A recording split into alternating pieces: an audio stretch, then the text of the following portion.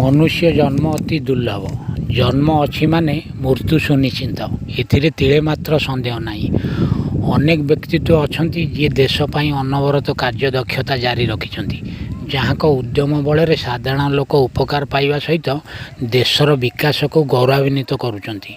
सेमानक मध्यरु अन्यतम होउचंती प्रधानमंत्री को विश्वसनीय केंद्र मंत्री मान्यवर श्रीयुक्त धर्मेंद्र प्रधान महोदय। जेतेबेले केंद्रर पेट्रोलियम मंत्री थिले सेतेबेले तांकर उज्ज्वला योजना भारत वर्ष को नुआ प्रेरणा जोगाइथिला। अनेक गरीब परिवार रे हस फुटाई पारिथिले। योजना आसीबा बड़ कथा नुहे, योजना को सुचारू रूपे तुलेइबा बड़ कथा, जहाँ तांको कौशलर झलक बारी होई पड़ुथला।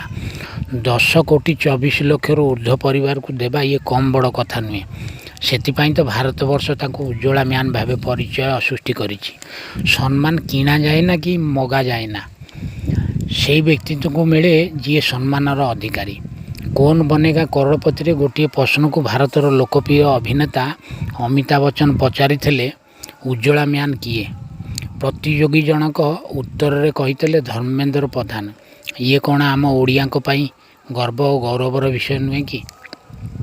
मु तांकर गोटे इंटरव्यू देखिली, से से कहते ओडिशार 14 वर्षर बालक शहीद बाजी राउतों कथा। तांको शिक्षा विभागर सिलेबस रे बाजी राउत को सामिल करिबा प्रशंसनीय पदक्षेप। तांको उद्यम रे जदि सफल हेले ताले ओडिशा गौरवान्वित हेबा सहित पिलांकर देश पई भल पाइबार मनोबल बढ़ी चलिबो।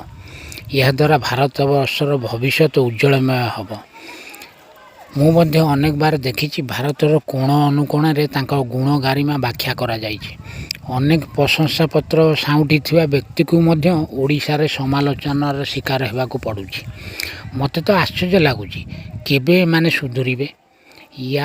यार से जमाना जाइछि। ये डिजिटल इंडिया ये सब कथा भूली आसंतु नुआ भारतर स्वप्न को साकार करिबा। जय हिंद, जय भारत।